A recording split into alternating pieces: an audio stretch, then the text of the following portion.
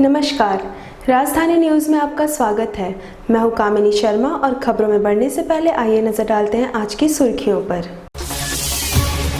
Kolhan DIG Rajiv Ranjan Singh पहुंचे आदित्यपुर थाना। Corona संक्रमण के बीच ड्यूटी कर रहे पुलिस कर्मियों के बीच बांटे पीपीई किट। जमशेदपुर के जुगसलाई स्थित राजस्थान सेवा सदन अस्पताल में कर्मचारियों ने अपने वेतन की मांग को लेकर किया कामकाज ठप। सरायकेला जिला के आदित्यपुर में अपराधियों का खूनी खेल, व्यवसायी के दुकान में घुसकर तलवार से किया जानलेवा हमला। और जमशेदपुर के फैक्ट्रियों में अगर गैस रिसाव की घटना घटी तो पलक झपकते ही हो सकती है हजारों लोगों की मौत। अब खबरें विस्तार से। कोल्हान के नए डीआईजी राजीव रंजन सिंह शनिवार को सरायकेला जिले के आदित्यपुर थाना पहुंचे, जहां इन्होंने वैश्विक संकट कोरोना संक्रमण से लड़ रहे पुलिसकर्मियों के बीच उद्यमियों से प्राप्त पीपीई किट बांटे। इस दौरान डीआईजी राजीव रंजन सिंह ने पुलिसकर्मियों को भी कोरोना वॉरियर बताते हुए पुलिसकर्मियों को ड्यूटी के दौरान सावधानी बरतने से संबंधित निर्देश दिए। अपने पूर्व घोषित कार्यक्रम के तहत कोल्हान डीआईजी राजीव रंजन सिंह शनिवार को आदित्यपुर थाना पहुंचे, जहां इन्होंने थाना का निरीक्षण किया। इसके बाद डीआईजी ने आदित्यपुर औद्योगिक क्षेत्र के उद्यमी और लघु उद्योग भारती के सदस्य ज्ञान जायसवाल के सहयोग से प्राप्त 120 पीपीई किट को प्राप्त किया और कोरोना संक्रमण के बीच ड्यूटी कर रहे पुलिस कर्मियों को भी बांटा। उद्यमी ज्ञान जायसवाल से प्राप्त 120 पीपीई किट में से 60 किट सरायकेला जिला पुलिस को प्रदान किए गए, जबकि 60 किट चाईबासा जिला पुलिस बल को सौंपे गए। इस मौके पर डीआईजी राजीव रंजन सिंह ने उद्यमी के इस प्रयास की सराहना करते हुए उनके प्रति आभार जताया। पत्रकारों से बातचीत के क्रम में डीआईजी राजीव रंजन सिंह ने बताया कि पुलिस की पहली प्राथमिकता कोविड-19 संक्रमण के रोकथाम की है। इन्होंने कहा कि पूरे राज्य समेत कोल्हान में भी लगातार प्रवासी मजदूरों का आना जारी है। इस बीच मजदूरों की सुरक्षा प्रदान करना और साथ ही साथ आम लोगों को भी इस संक्रमण से बचाए रखना पुलिस की प्राथमिकताओं में शुमार है। हम समझते हैं कि मैं पूरे परिवार को जिम्मेदार होने के नाते इनको धन्यवाद दूंगा कि इस तरह की पहल इनके द्वारा की गई है। और संकट के घड़ी में पुलिस जो है फ्रंट लाइन सोल्जर बन के लगातार अपना योगदान दे रही है, लोगों की सेवा में लगी हुई है। सरकार के आदेश पर सभी थानों में कम्युनिटी किचन चल रहा है, उसमें भी पुलिस सेवा कर रही है। तो मैं समझता हूं कि इस समय पीपीई किट की आवश्यकता है, ताकि जब किसी कोविड हॉस्पिटल के सामने पुलिस जाती है ड्यूटी करने, किसी क्वारंटाइन सेंटर में जाती है, रेड जोन में पुलिस जाती है ड्यूटी करने, उस समय इसकी आवश्यकता महसूस होती है। तो मैं इसके लिए पुनः एक बार व्यवसायी समाज को धन्यवाद देता हूँ और उम्मीद करेंगे कि इस तरह की पहल से और भी लोग जागरूक होंगे और इस तरह के व्यवसायियों की पहल आगे भी जारी रहेगी। कोरोना महामारी के बीच जमशेदपुर के जुगसलाई एमई स्कूल रोड स्थित ट्रस्ट द्वारा संचालित राजस्थान सेवा सदन अस्पताल में कर्मचारी उस वक्त आक्रोशित हो गए जब वेतन की मांग पर मैनेजमेंट के लोग टाल मटोल रवैया अपनाने लगे। वेतन की मांग को लेकर अपनी बातों पर अड़े कर्मचारियों से मैनेजमेंट के लोगों की नोकझोंक भी हुई। प्रबंधन के हस्तक्षेप के बाद कर्मचारियों ने अपना काम शुरू किया। कर्मचारियों का आरोप था कि मार्च महीने से उन्हें आधा वेतन मिल रहा है। ऐसे में मार्च माह का पूरा वेतन मिला नहीं और अप्रैल माह का कुछ चुनिंदा लोगों को आधे से भी कम वेतन दिया गया। उन्होंने मैनेजमेंट पर आरोप लगाया कि ऐसे ही हर एक कर्मचारी का वेतन काफ़ी कम है, ऊपर से वेतन काट कर मिलने से परेशानी दुगनी हो गई है। साथ ही उन्होंने बताया अप्रैल माह में इंक्रीमेंट भी नहीं हुआ और जब मैनेजमेंट पर दबाव बनाया जाता है तो उन्हें काम से निकालने की धमकी मिल रही है। जुगसलाई स्थित राजस्थान सेवा सदन अस्पताल में कुल 50 कर्मचारी है जो इस महामारी के वक्त भी अपनी सेवाएं दे रहे हैं, लेकिन आज लोगों ने काम को ही बंद कर दिया। कामकाज ठप होने की जानकारी मिलने पर मैनेजमेंट के अधिकारी अस्पताल पहुंचे। वहीं इस संबंध में जानकारी देते हुए अस्पताल के सचिव राजेश रिंगसिया ने बताया कि इस वैश्विक महामारी में अस्पताल में भी रेवेन्यू नहीं आ पा रहा है और अस्पताल ट्रस्ट द्वारा संचालित है। ऐसे में प्रबंधन द्वारा पूरी कोशिश की जा रही है कि कर्मचारियों को थोड़ा ही सही पर पैसे दिए जाए। उन्होंने बताया लॉकडाउन समाप्त होते ही स्थिति सामान्य हो जाएगी और इनकी सारी समस्याओं को दूर कर लिया जाएगा। वहीं प्रबंधन से मिले आश्वासन के बाद कर्मचारियों ने अपना काम शुरू किया। क्या तरीका से बात कर रहे हैं? बोलिए तो।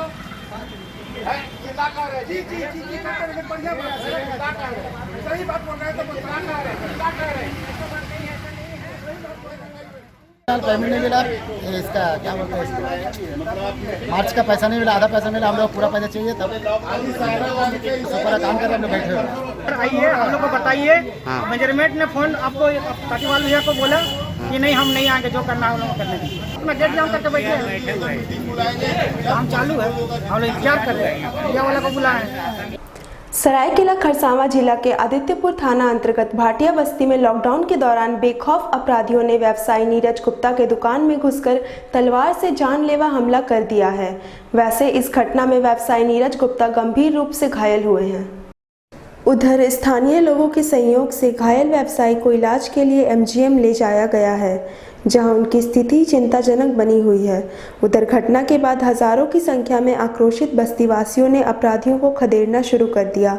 बताया जा रहा है कि एक बाइक पर सवार दो अपराधी दिन दहाड़े तलवार लेकर पहुंचे और किसी को कुछ समझ में आता इससे पहले ही अपराधियों ने तलवार से ताबड़तोड़ व्यवसायी पर हमला करना शुरू कर दिया।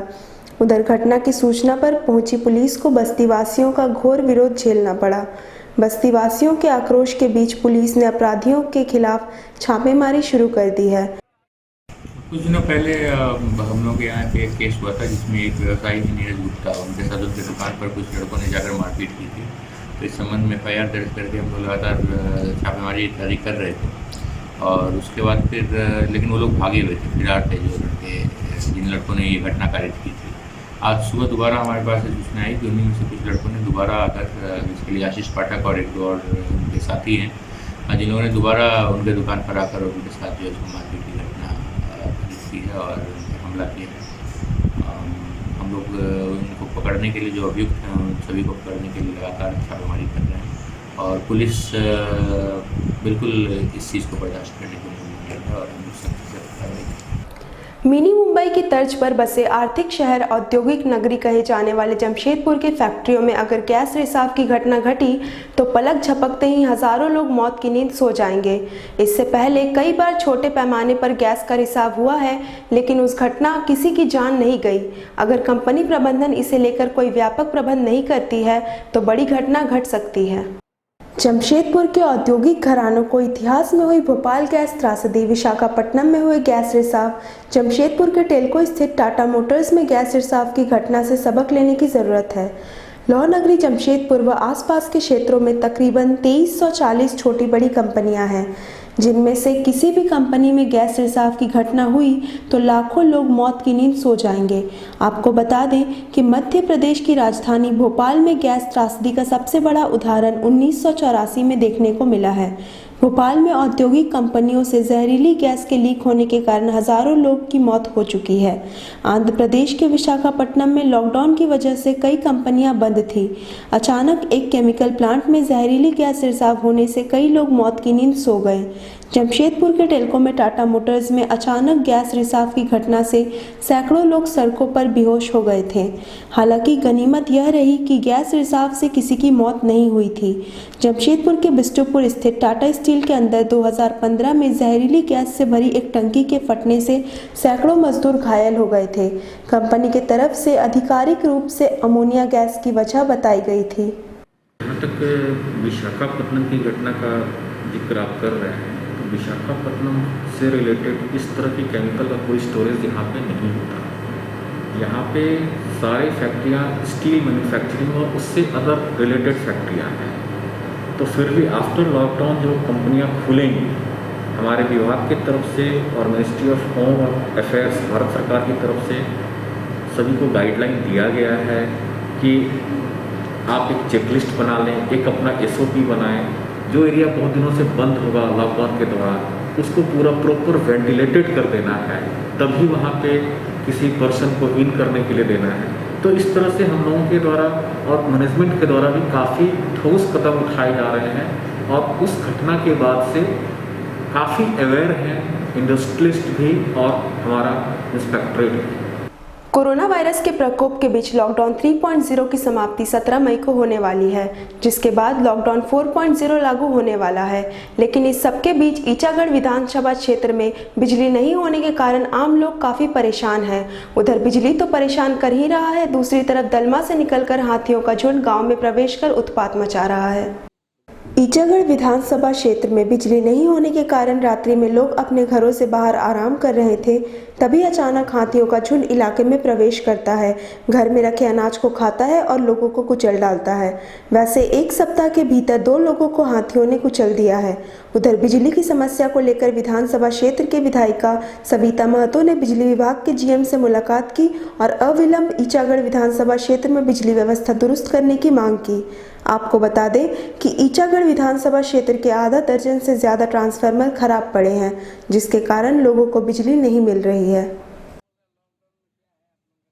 हमारे विधानसभा में लाइन का बहुत ही प्रॉब्लम चल रहा है, जिसके आए दिन हाथी एकदम गांव घुस जा रहा है और आए दिन दो दिन पहले एक व्यक्ति का डेथ हो गया और कल भी रात को 9 बजे एक व्यक्ति का डेथ हो गया। इससे लाइन रहने से एकदम गांव घुस जा रहे हैं हाथी और इस तरह गांव में भी क्षति कर घर तोड़ दे रहे। जहां पर धान चावल रखा वहीं तोड़ के सब खा जा रहे। एक तो लॉकडाउन चल रहा है, उस परिस्थिति में ऐसी हालत में बहुत ही दिक्कत है। जो हमारे ईचागढ़ विधानसभा में जो 200 के ट्रांसफार्मर जो है, हाँ, ट्रांसफार्मर जो अभी तक 2-3 महीना हुआ है जला हुआ, अभी तक नहीं पहुंचा है वहाँ पर जल। इसके चलते बहुत ही प्रॉब्लम हो रहा है, इसीलिए यहाँ पर हम जल्दी ही उनको 2 दिन के अंदर में आश्वासन दिए हैं कि। अब बढ़ते हैं एक छोटे से ब्रेक की ओर।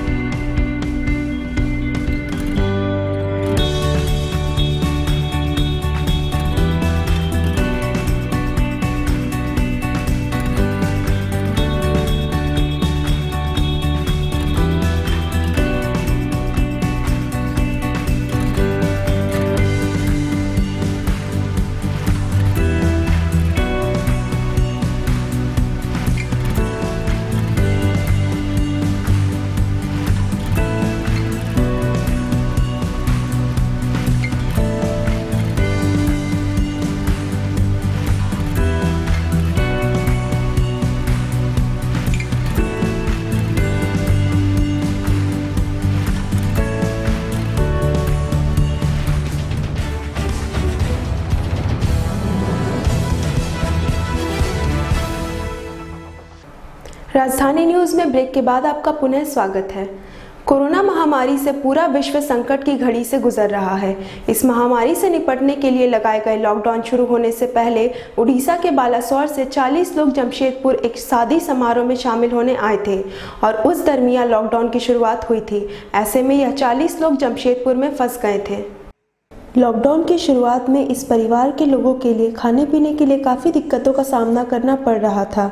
ऐसे में जमशेदपुर के कई सामाजिक संगठन एवं रेलवे द्वारा इस परिवार को सूखा राशन मुहैया कराया गया था। पिछले 54 दिनों से यह परिवार अपने घर जाने की बाट जो रहा था। ऐसे में जिला परिषद उपाध्यक्ष राजकुमार सिंह और राज क्लब के सदस्यों द्वारा पहल की गई और आज इन लोगों को प्राइवेट बस बुक कर अपने घर उड़ीसा के बालासोर के लिए रवाना किया गया, जहां क्लब के सदस्यों और जिला परिषद उपाध्यक्ष राजकुमार सिंह ने इन लोगों को माला पहनाकर विदाई की, जहां इन लोगों को सुबह का नाश्ता और पानी का बोतल देकर रवाना किया गया। जिला उपाध्यक्ष राजकुमार जी के ऐसे हमारे बहुत ही ये कर रहे हैं, सपोर्ट किए हैं जो जाने के लिए हम लोग सब, इसीलिए हम लोग बहुत खुशी हैं जाने के लिए। कितने दिनों से थे यहाँ पे, कितने दिन हो गया था लॉकडाउन? वही 60 दिन। कोई जानकारी मिला था कि 60 दिन से यहाँ बाराती आके फंसे हुए हैं। किसी का भी बहुत, हम लोग को भी खराब लगा था कि अपने घर को लोग जाएं, और उस कड़ी में आज राज क्लब के सभी सदस्यों के द्वारा पूरा बस का मुहैया कराया गया। उसमें हम सभी का योगदान है कि अपने घर सही सलामत लोग पहुँच पाएँ, यही हम भगवान से प्रार्थना करते हैं। सबसे बड़ा चीज़ है कि जो लोग आके 60 दिन से फंसे हुए थे और उनका पूरा परिवार वहाँ पर था, तो ऐसे लोगों को भेजना अपने आप में खुशी की बात होती है कि अपने घर को चले गए आज, और बस के व्यवस्था से लेकर सभी व्यवस्था हम लोगों ने करने का काम किया। कोरोना संक्रमण के प्रति लोगों को आत्मसंयम बरतने, सोशल डिस्टेंसिंग का पालन करने, मास्क पहनने और बार-बार हाथ धोने के लिए जागरूक किया जा रहा है। इसी कड़ी में जमशेदपुर के सोनारी निवासी प्रीतम कुमार दास ने कोरोना महामारी से संबंधित एक 12 मिनट का जागरूकता फिल्म बनाया। प्रीतम के माता-पिता ने कहा उनके बेटे पर उन्हें गर्व है। बताया जा रहा है इस शॉर्ट फिल्म को Siliguri student Techno India Group के SIT कॉलेज के छात्रों द्वारा बनाया गया है। इस फिल्म को बनाने में तकरीबन 14 दिन लगा है। इस शॉर्ट फिल्म का नाम वी कैन हील है। इसका मुख्य उद्देश्य कोरोना वायरस महामारी के प्रति लोगों को जागरूक करना है। इस संक्रमण से लड़ाई लड़ रहे डॉक्टर, नर्स, पुलिसकर्मी अपनी जान की परवाह न करते हुए दिन रात अपने परिवार को छोड़कर समाज के लिए सेवा कर रहे हैं, जो इस फिल्म में दर्शाया गया है।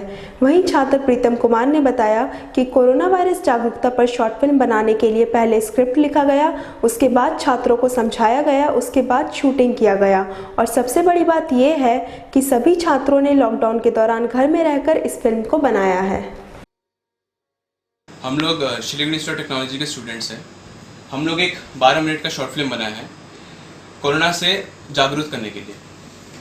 हम लोग का एक ही उद्देश्य है, जो स्वास्थ्यकर्मी है, पुलिस, डॉक्टर, नर्सेस, वो लोग जो अपने परिवार के ना सोचते हुए, अपना खुद के बारे में ना सोचते हुए वो एक ये महामारी के बीच में बाहर है, तो हम लोग से जितना बन सके इतना तो सम्मान देना चाहिए उनको कि हम लोग घर में बैठे और ये महामारी को ना फैलाए। 1.5 से 2 हफ्ता लगा हम लोग को, क्योंकि सब लोग अलग अलग जगह से है, तो सब लोग अपना पहले तो स्क्रिप्ट लिखा गया 1 दिन के अंदर। उसके बाद सब लोग को अपना अपना काम समझाया गया कि आप तुम लोग कैसे कौन सा एंगल से शूटिंग करना है। तो सब लोग अपना वीडियो बनाए अपने फैमिली के हेल्प से, अपने दोस्तों के हेल्प से। तो उसके बाद ये सब 1.5 से 2 हफ्ता लगा हम लोग।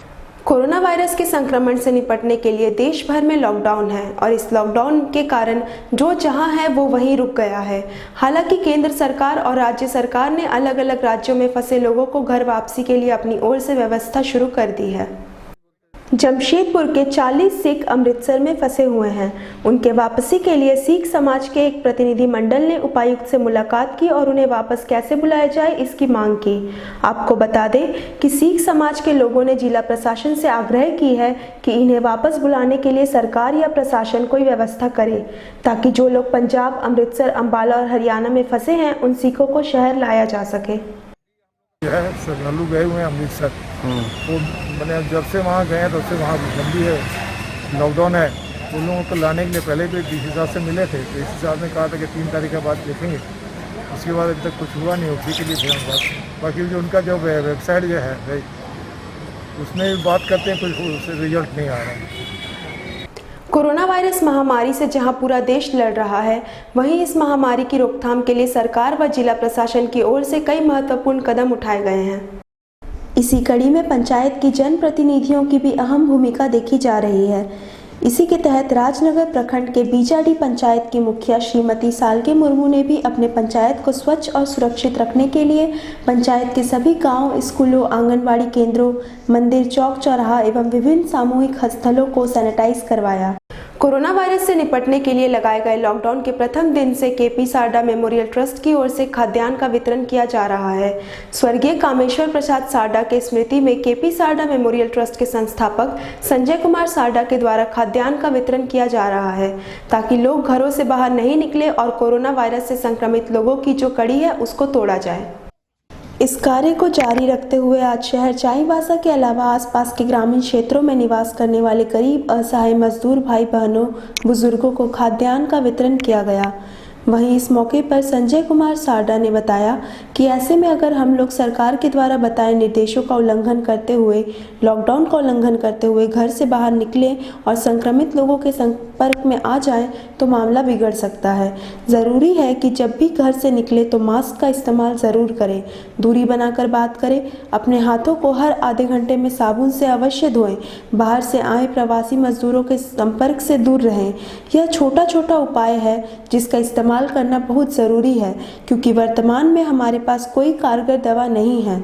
जानकारी ही वर्तमान में बचाव है, इसीलिए छोटी छोटी जानकारियां आप रखें तथा औरों को भी बताएं। चलते चलते नजर डालते हैं आज की सुर्खियों पर। कोल्हान डीआईजी राजीव रंजन सिंह पहुंचे आदित्यपुर थाना। कोरोना संक्रमण के बीच ड्यूटी कर रहे पुलिस कर्मियों के बीच बांटे पीपीई किट। जमशेदपुर के जुगसलाई स्थित राजस्थान सेवा सदन अस्पताल में कर्मचारियों ने अपने वेतन की मांग को लेकर किया कामकाज ठप। सरायकेला जिला के आदित्यपुर में अपराधियों का खूनी खेल, व्यवसायी के दुकान में घुसकर तलवार से किया जानलेवा हमला। और जमशेदपुर के फैक्ट्रियों में अगर गैस रिसाव की घटना घटी तो पलक झपकते ही हो सकती है हजारों लोगों की मौत। शहर के प्रमुख खबरों के साथ जुड़े रहने के लिए राजधानी न्यूज़ के चैनल को लाइक, शेयर और सब्सक्राइब जरूर करें। आज के लिए सिर्फ इतना ही। राजधानी न्यूज़ की पूरी टीम को दीजिए इजाज़त। नमस्कार।